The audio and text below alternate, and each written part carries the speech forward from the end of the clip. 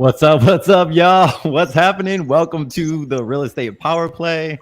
We are here every Tuesday, 11 o'clock Central, 12 o'clock PM, and that's on that East Coast time. And we're ready to roll forward, guys. We've had a great time. I've had a great morning, had a little intro conversation with Tom earlier. For those who don't know Tom, you're going to get some awesome highlights of it today. And Marty, how you been, dude? I'm doing awesome. I'm doing great. I'm real excited. This topic is right in my wheelhouse right now with, our company pivoting to a commercial. And I mean, I'm just really excited to talk to Tom. I want him to introduce himself in just a second, but, just talking with Gabe and, Gabe, us talking the last couple of years, you've mentioned Tom so many times as someone who's a mentor and really has become an inspiration just for me from hearing stories. So now I get the real guy at the real time. So let's go. I'm excited as hell. So this is going to be exciting, guys. So we have a great topic. For those who saw, I did a video a couple weeks back with Tom. Tom just really hit it hard and let people know his story, and then just different ways of pivoting and getting involved in the current market and seeing what's happening in the future. And so we're talking in, July of 2022 for those who are listening later. And so we are in a unique time of this world. Get off it. I have a bunch of text messages and people messaging me like, man, that's awesome. Good story, different stuff. And I'm like, man, Tom, it'd be great to go over the financial side. I mean, this is what he does. For those who don't know, he runs ILS Cash and probably 10 or 12 other businesses, and really getting stuff at a higher level of going, this is how you can plan out for a successful business, right? And grow your business forward. And so we're like, let's do it again. So here we are. We got Marty. We're ready to do this. Tom, for those who don't know you, because we have people in New York, Michigan, Florida, all over Texas, who some people might not know of who you are and what you do. Just quick review of who you are. I'm a serial entrepreneur. That's what I am. I'm a family man. We run a family business here. As you said, I don't know how many companies I run, but it's got to be 10, 12, somewhere in there. And I'm able to do that because a lot of our family members work with us in the family business. And aside from that, one of my superpowers, and I only have a couple, is I'm really good with people, and I'm really good at attracting quality individuals. And we've put together a really high level management team that gets, so I get the opportunity to sit here on my back patio, and this is what I call work every day. I don't do any day-to-day in any of the companies. That is a rule of mine. But we have some really good people that we are able to provide good employment, good benefits to, and so forth. And that's really rewarding for me at this point in my life. Back when Gabe and I met, I was in the trenches, doing the day-to-day, going out and looking at houses and buying crappy houses and, hiring the subs to go in and fix them up and clean them up. And, I was heavily involved in the leasing process for all of the houses and apartment complex units that we had. But as you grow, hopefully as you grow, you're building a foundation that allows you to continue to move up the ladder. When we're in the corporate world, everybody talks about moving up the corporate ladder, but then when we get self-employed, we don't ever talk about that. And I really just used that same strategy of moving up the corporate ladder, except it was my corporation. So that's kind of who cool. I am and what I'm about. So we'll take it anywhere you want to take it, guys. That's awesome. Awesome. Guys, for those who are listening live right now, if you guys have questions, let us know. We'll be happy to ask those to Tom. This topic this morning for those who don't see it on here is this: how to be bankable in this current market. We all know that things are starting to shift around. How do you do it at a higher level where you're looking at getting into commercial and some other stuff? We're going to pull out some stories from Tom of like how he was able to do it, how he's seen others do it. With just from his experience. And so, Tom, let's just jump into it. One of the questions that we're just talking about is when it comes to just being bankable in general, right? As far as a business owner and a real estate investor, going from stage to stage to stage, from the different gears that you go through, what are some of the top things that you're going, I see people missing these key points that actually it's not really hard to do. These are just a couple things that they might need to tweak. Yeah. So, to be bankable, there's really three parts to it, right? First is your credit score. So if you've got a crappy credit score, and believe me, when I got into real estate, I did. And, for those that don't know my story, you can go to my website and you can read all about it. It was a bad story. We'd lost our business when we were in financial planning in the 2007 credit bubble. And so, we were bankrupt. We lost everything. My wife and I worked together in the business. So when we lost that, we had no income. There wasn't, like my spouse had a good job and, was none of that. We worked together as a team. So when we lost it, we lost everything. When we went through that, obviously we have no cash. We have no credit because that's been trashed. How bad was this? Was this how bad? Like, were you just losing everything was lost or what during that? Well, I walked out of the house one morning to go to go look for a job, and my car was gone. And it wasn't stolen; it was repossessed. There were tire marks where the front tires were drug out of the driveway. So, I mean, I when I say we started with nothing when we got into real estate, I'm not talking about Hillary Clinton when we left the White House, we were broke. I'm talking about real freaking broke, real. We didn't know how we were going to buy groceries. We weren't able to pay our rent. We were evicted from the rental we were living in. We were evicted from the office that we had our financial practice in. Wow. I'm talking about that kind of broke. It's a whole different one than she experienced, I'm pretty sure. Guys, if you're listening to this, then there's no, you're getting a guy who's going to literally started from less than zero. I mean, this is $65,000 awesome. Less than zero. Wow. You can go way below zero, right? You can start at zero, which is not too bad. But if you're going, you can always go below zero. Tom, this is really, really good because now I think a lot of people are always, when we have guests on, we don't really get into the backstory a lot of times. And then it's kind of, well, this person was probably just always this way, or they were always this good, and so this foundation. I'm just really excited. So just keep going, buddy. Gabe asked me to tell the story, and I'm like, geez, Louise, I've told this story so many times. I don't really want to relive it again. I bet. But it's important, though. It's important. It is where we started. So when we talk about being bankable, I can talk about this from experience because I wasn't. So the question, is how do you get bankable? And it's simple. You got to have a good credit score to be bankable. Bankers don't like risk. Bankers will not take risk, period, any. In fact, there's a joke. It says bankers only lend to people that don't need money.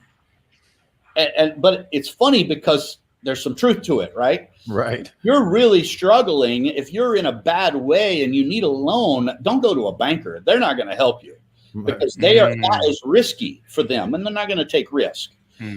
So having a good credit score is number one. And number two is having good verifiable income. Good verifiable income. Well, a lot of us real estate investors don't have that for years in this business, right? It's, so we're eating. Yeah, we have income, but it's not steady and it's not verifiable a lot of times. Yes. Particularly if you own a lot of real estate, you've got depreciation. So then, and I'll give you the third one, and then I'll give you a funny story that really will hone this down to the truth. The third one is net worth. They love to see net worth. They love to see net worth. And more particularly in that net worth, they want to see liquidity. They want to see liquid net worth. Again, that kills us in real estate a lot of times. Right. Because, I mean, I was a multimillionaire and had no liquidity at one point. When we were growing, we went from negative $65,000 net worth to, by the end of our third year, we had a $1 million net worth. We were millionaires in 36 months, but we still weren't liquid, right? Right. We would have had to sell off everything in order to have accumulated that cash. Right. And bankers do not look at your equity in your real estate as cash. They just don't, Right. because they consider it an illiquid asset. So funny story, my wife and I, throughout the years, and I don't remember what year in our career it was, she says, you know what, we want to refinance our house, the one I'm sitting in right now. We bought it with a private money loan and our cash. So the private money loan was only $160,000, $165,000. The rest we put in cash. And this was bought as a flip. It had been fire damaged, so we completely redid the whole thing. We put like $450,000 in cash in it. We've got this other $165,000 on a loan to a friend of ours, and we're paying a high interest rate because it's a private loan. And she's like, "Let's refi it." I'm like, "Yeah, certainly we will be bankable now." Now, by this time, we had still never used a bank loan. Bought all this real estate, over 400 units, never used a bank loan, always private money. And so she goes to the bank where we had, at that time, over $500,000 in cash in various accounts. We had over a $10 million net worth at that point. We had over a 720 or 50 credit score each. So, right, all three of those, boom, boom, boom. Credit, net worth, liquidity, all great, right? They turned us down. What A $165,000 term loan with no cash out. Why'd they turn us down?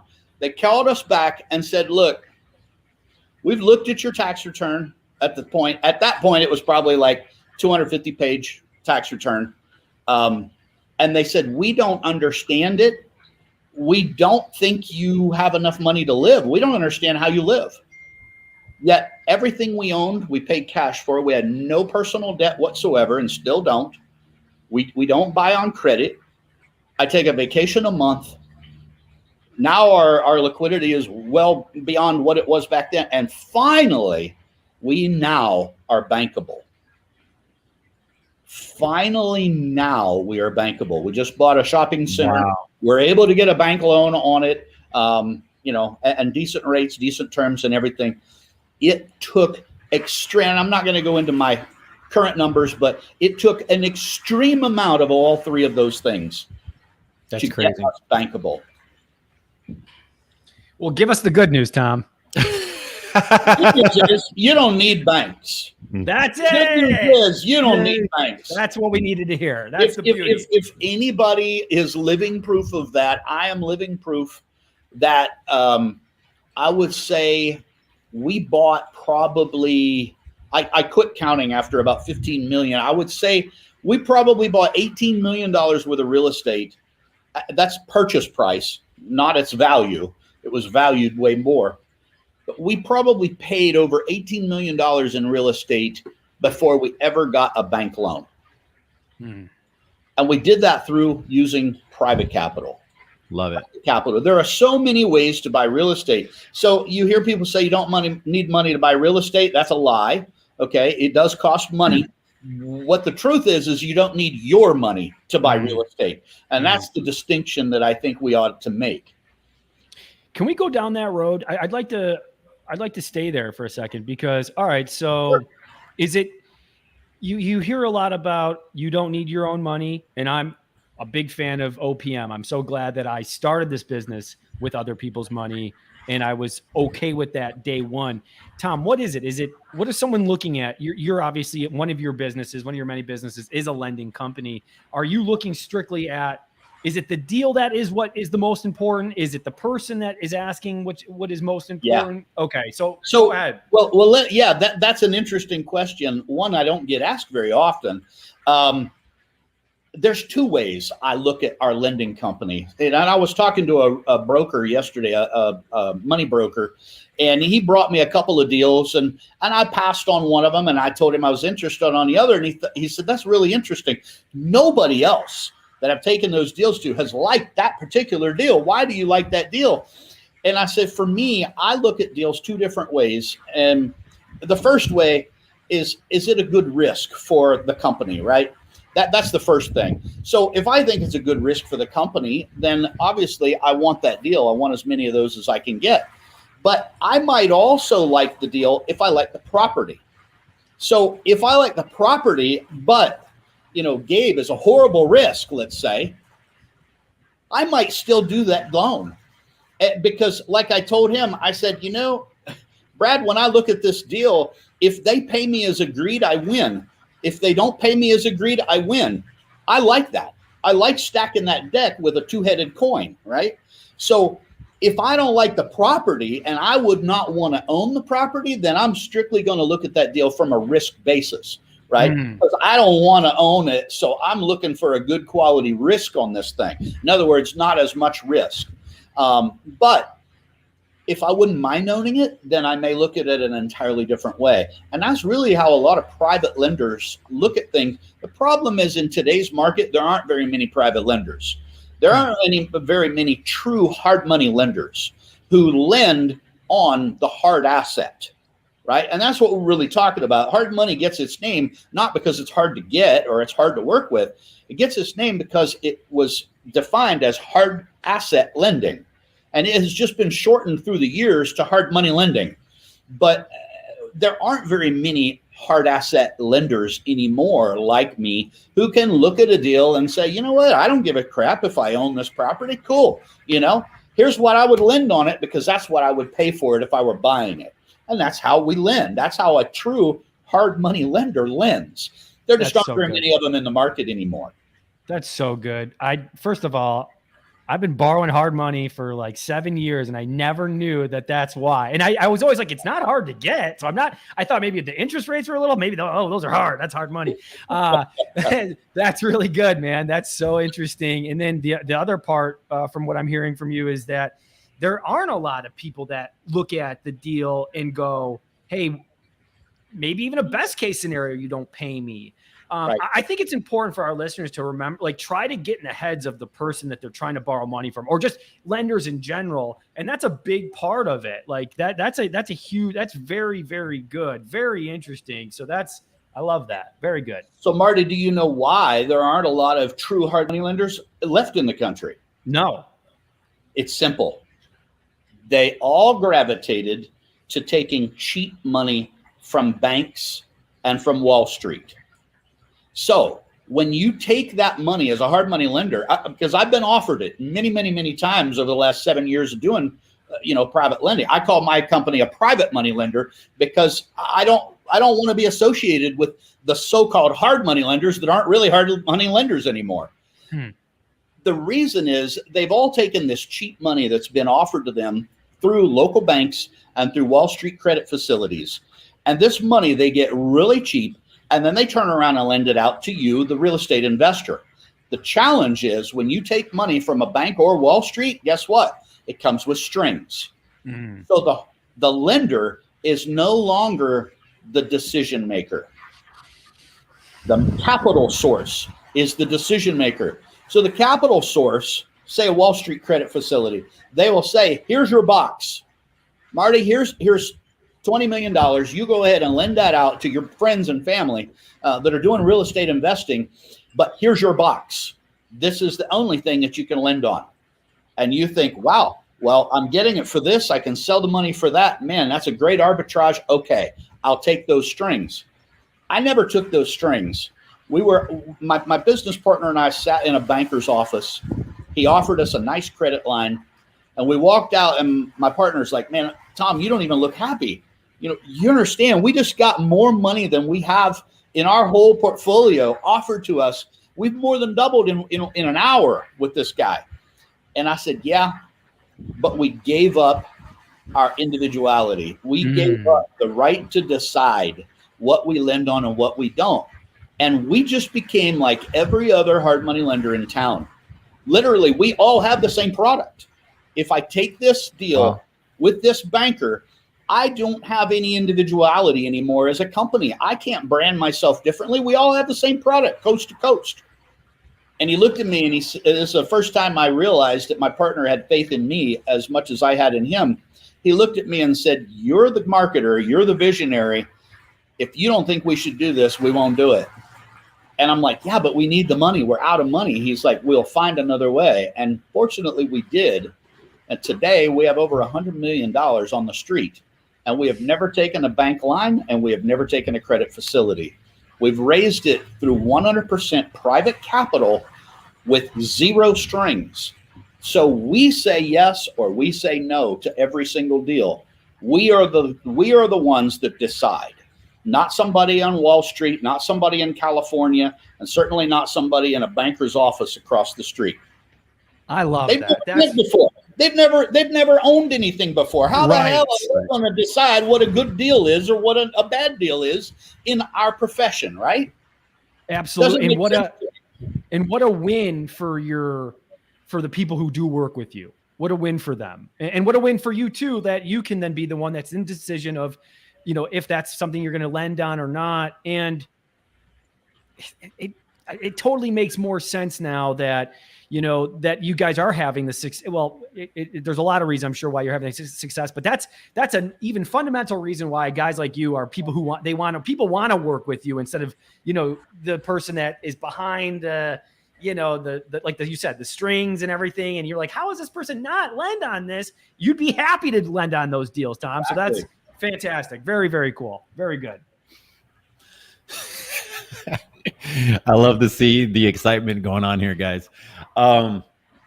So we went over some of that. We talked about just the bankability, right? Which we've all talked about today. It's not easy to do. And actually, just from my own experience, like you can actually have a team member just trying to help you become bankable, and they could be doing it 24/7. I mean, they could be doing all the time trying to move. I know good sized companies that are like, look, dude, we got to use this type of financing.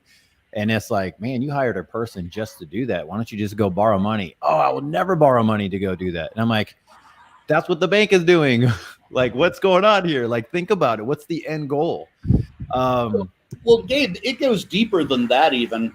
That decision that we made like 6 years ago not to take that bank line, there was another reason. And this is going to tie into why you wanted me on today anyway.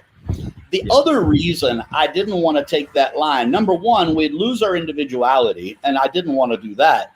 But number two, there was another reason down the road that I was fearful of. And that was, I understand how banks work. I understand how bankers think. And I know at the first sign of market risk, they will jerk those lines out from under these hard money lenders just as fast as they gave them to them. And we had a glimpse at that during COVID. When the shutdowns happened in March of 2020, a lot of these credit facilities, in particular from Wall Street, paused their lines. It froze hard money lenders nationwide.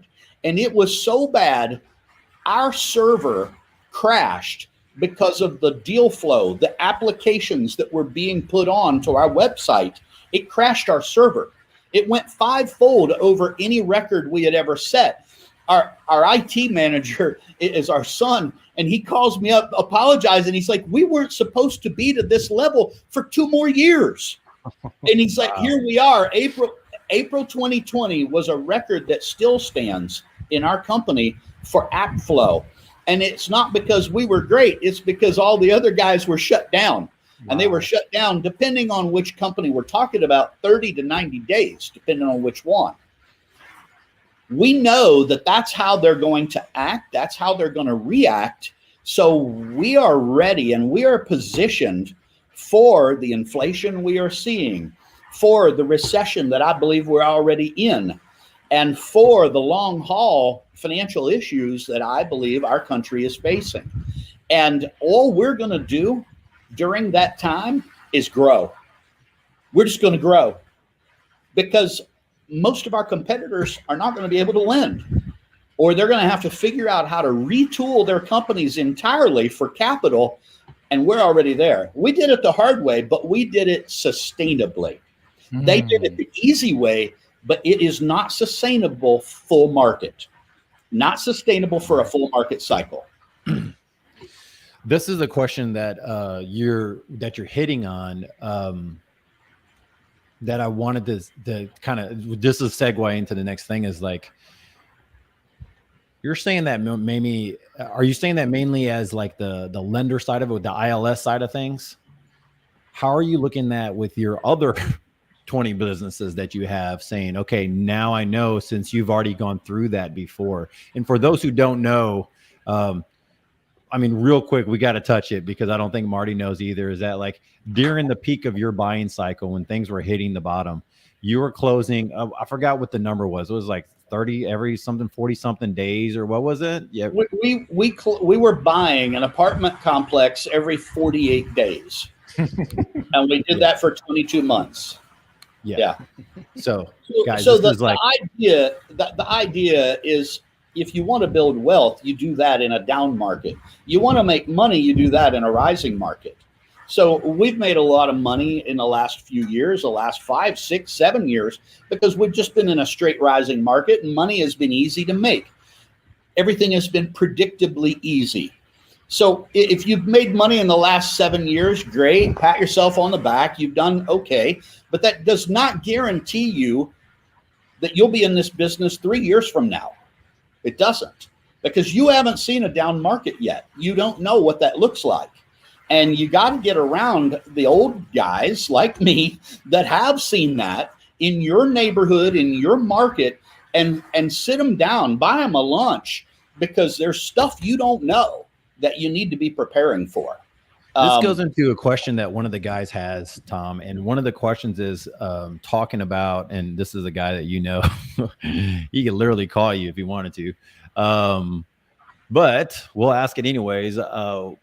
So what do you need to do to prepare? Events will happen soon. What percentage of your net worth should be cash or transferred to cash? Now, I would like to say my point of view, and then I would like to hear your point of view.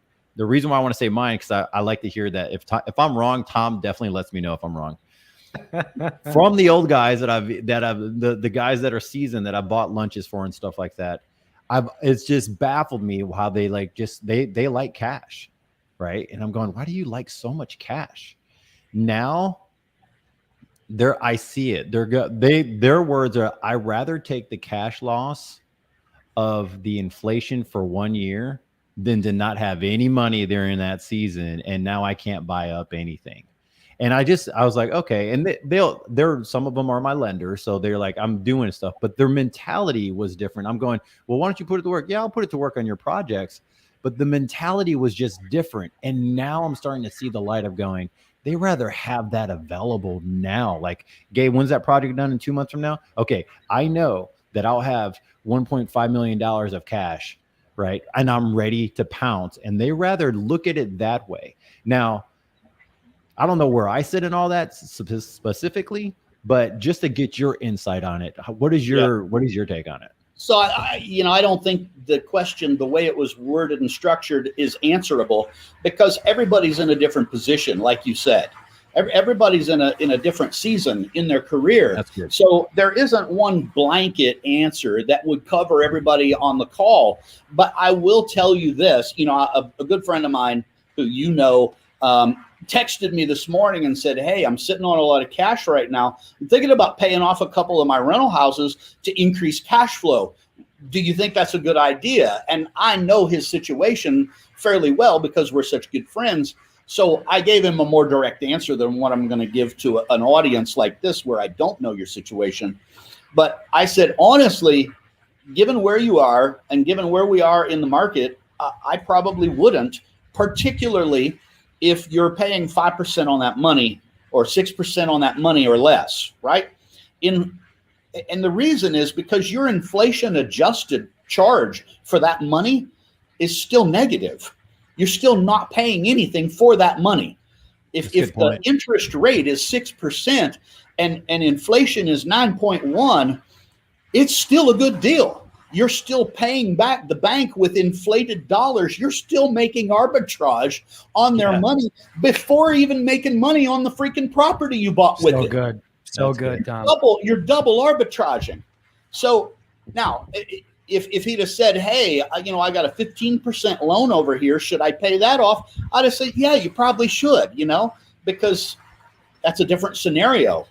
But right now, cash is king. Now, I understand on social media, everywhere, all across the country, everybody has got this new phrase, cash is trash, because of inflation. I will take a 9% hit on inflation to be able to buy a property at a deep, deep discount because I had cash. Does that make sense? Totally. I mean, case in point, we just bought this shopping center last month or a couple weeks ago in Texas here, and we bought it and walked in with 1.5 million in equity as is. 1.5 million in equity. If I had to sit on a little bit of cash on the sideline and lose a little buying power to inflation, do you think I overcame that with that shopping center? That's before we raise rents, before we do any of the things we're going to do to add value to that center. That's walking in.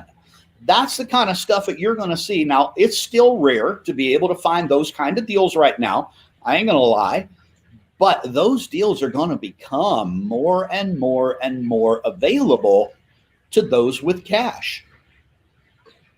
In fact, banking may get to a point where you have to buy cash because banks freeze up and don't lend. I saw somebody commented on here that hard money lenders are already tightening up. Hell yeah, they're tightening up because their lines are tightening up. Their lines are coming from Wall Street. And open Fox News app or any of your news apps on your phone and tell me what the first 5 articles are. They're all about the impending doom and gloom of the U.S. economy. Right. That has an effect on the psyche of these guys with the Wall Street funds.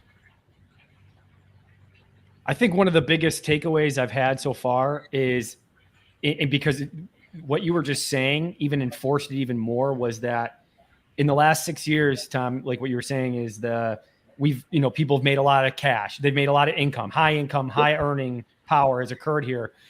And what's going to happen in the next 3 years, or what happened, in 2006, 7, 8, 9, is that's where you build the net worth. That's right. I love that. I love that. So this is where it's like, guys, pay attention, stack your cash. And you're so right. We've always heard that term, cash is trash. I've used it. And now I'm going, what a dummy. It's not true. I mean, yes, in some cases, but no, it's really like, if you're going to buy at a deep discount, cash is the most valuable thing in the world, because it's going to get you that, that return of a property that's going to make you so much money in the next couple of years. So this is, I love that, Tom. That's great. You look at it, I'm a gun guy and a hunter, and I look at it as ammo. Cash is my ammunition. Yes. If I'm going to battle, man, I want as much of it as I can have, right? And that's what cash is. It's your ammunition to go shopping. It's your ammunition to build your net worth. My wife and I built our entire net worth in about 22 months. That's the other thing people don't understand about market cycles. We built the bulk of our net worth in 2011 and 12 when we were buying all those apartment complexes so fast. After that, I mean, incrementally, we've been able to grow it, but we've never been able to grow it as fast as we did at that point. I mean, it was just constant, $1 million a year, $2 million a year gains for a season. And the other thing people don't understand is that season is very short. That season is very short. And the spoils go to those who are prepared before it even happens. Let's do that. Let's go there. Let's do this, Marty. All right. So here's some questions that I have. The tagging off of that. How do we get ready to acquire these spoils? How do we, and I'm not talking like, so of those who are listening, we normally have beginners and novices that are listening. We try to help out people on grassroots get going. Marty's starting to do more commercial stuff. I am doing more commercial type stuff. And I literally have been diving in, taking cues from you, Tom, and some other trainers are going, look, you want to know this stuff before like it really starts. Like you could collect stuff now. There's some good deals.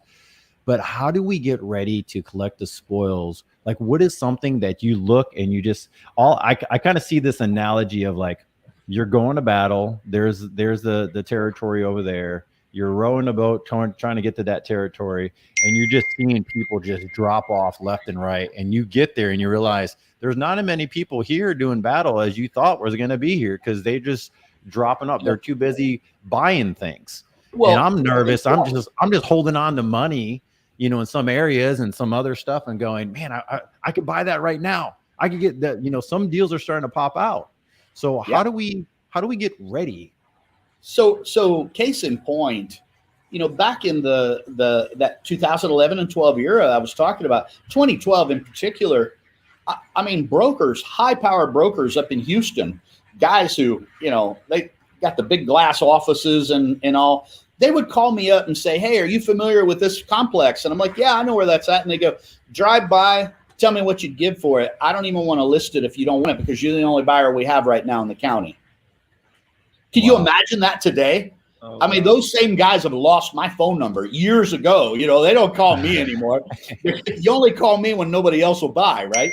So, So I haven't got those calls for years. Every time I see one of them at an event, I always say, hey, you still got my number in your phone, right? And they say, sure, I do, sure. And I'm like, you will use it again one day. And of course, they argue with me and say they won't, but I know it's true. I know they will. In order to get ready for a down market and to really capitalize on that and build your net worth, you want to do some prep right now. Number one, we've talked about getting your credit right. Doing everything in your power to get a higher credit score is helpful. I don't think it's the end of the world if you don't have it, though. I don't think it's the most important thing. The most important thing is having access to cash. I didn't say it have to be your cash. Having access to cash. So start building that reserve of capital that you have available to you right now. Be talking to people, saying, hey, this is what I'm looking for. It's not available today. Tell them the story. Say, look, I know this is coming, and when it is, this is what I want to do. Do you want to be a part of it? And offer for them to participate with you. Become the expert, per se, in how to capitalize on that down market, and bring some guys with capital with you. And that could look a lot of different ways. You know, you could structure that as equity. You know, if you're going to do larger $1 million plus deals, I would say that's probably the right way to go. Give them equity in your deal for them to bring the capital, and you run the deal and make money together. That's certainly what we did. If it's going to be less expensive deals, then I would say structure it as debt deals. In other words, you just borrow that capital from them and pay them the payment, like we did on this house here. You know, this was just a debt deal. I borrowed the cash. They gave me the money. We gave them an interest rate return on a monthly basis. And we did that with, you know, practically, I don't know, over 100 houses before we moved into the apartment space. So those are kind of the two ways to bring people along with you. And I would be building that now, telling that story now, getting people excited about it. And guys, I'm doing that to this day. We have our own cash. We have private equity funds that we raise capital in. And we're starting another one next quarter called the ILS Equity Fund. And I'm already out telling my current investors, hey, we got a new fund that we're going to be launching, and this is what we're going to be buying in that fund. And these are the returns that we're going to be targeting. Would you be interested in? Most of the guys that have already invested with us are like, heck yeah, we got more on the sidelines. I'd love to put some of that in there. It has a higher risk profile, but a higher return expected. So talk about those things with people that have money. Even if you don't have any, it doesn't mean you can't participate in the next coming down cycle. Super good. Super good. I mean, I think that's like the most important thing right now is networking and talking to people, letting them know what you do, and being clear on what it is that you're looking for. And you know, the intention of, hey, maybe not right now, but when it comes along, you know, is this something you'd be interested in? You know, I'm somebody who I find, you know, deals, I find real estate deals, and I marry them with high net worth individuals like yourself, and who maybe are getting a little bit leery of the stock market. Is that something you might be interested in, Tom? Right? So come up with like an elevator pitch of sort, and start telling everybody that you know, and practicing it. Is that kind of something you would suggest, Tom? That's exactly what I suggest. Exactly. Okay. Exactly. Awesome. The other thing that I think Yeah. too, and I know we got to go here. So the other thing that I would say is study what you think you're going to be targeting. Gabe and I were talking of this morning, and he may have heard this before, but he was still blown away by the fact that I don't ever do anything that I haven't studied for a year. It's a 12-month minimum for me. Before buying houses, before buying apartment complexes, before buying a meat processing plant, before private equity funds, before a lending company, anything that I own today, I've always put at minimum 12 months of study in before I do it. And I think that has served me well. We've had some losses. We've had some things that were bad bets, but we keep those to an extreme minimum because we do so much research and so much preparation before we jump into something. So if you think apartment complexes, let's just use that as an example since we've talked about it. If you think that's going to be your thing, then start learning everything you can possibly learn about apartment complexes right now. Start going out and doing tours. Start making offers, even if they get rejected. Start building your buy box. What are you going to buy? What would qualify for something Marty would buy? And build that buy box and then stick to that buy box. Don't deviate from it. This is so good. Tom, we're going to have you on again and again, because I think it's a no-brainer. I mean, I'd love to have you keep coming on and just talking about what you see and where things are going and these little nuggets that, it's great to have a guy who's seen a couple cycles, because I was saying this to Gabe. I was like, I think I'm pretty good, right? I think Gabe's pretty good. But at the same time, I'm worried because I think you could have, and I have, bought deals and gotten lucky because of appreciation, right? And so I know that wasn't there back then. And I don't want to be, I don't want to be a one cycle pony. I want to be in this for the long haul, and I want to win. And I want the people around me, my partners, to win.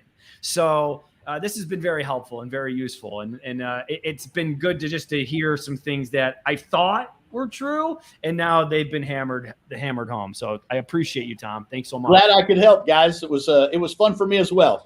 Thank you so much, Tom. Guys, if you want more information, I'm going to put in the chat below in the comments and everything else for getting a hold of Tom. He's always active on social media, letting people know he does training. Tom, by the way, man, we get some pretty cool things like the whiteboard sessions and stuff like that. I know that it's a lot of time for you, but just a side note, like, man, that is so valuable when you just go, how does Tom assess a deal Tom's way? Right. Like, because most people don't know that, man, he was thinking about this. I do this because I'm your friend and we talk, and I'm like, Tom doesn't say stuff just haphazardly. Like, he really thinks this stuff through. So, and how you do those trainings is very helpful. Guys, thank you so much for being on the show. Appreciate it, Tom. Marty, we're about to sign off. If you guys need anything, by the way, if you like more of these, you want more of Tom, you might want more people like this that can just help you grow your business, let us know. If you have any ideas, whoever else you might want to have on or want to hear, we can get those on for you guys. We'll see you later. Peace.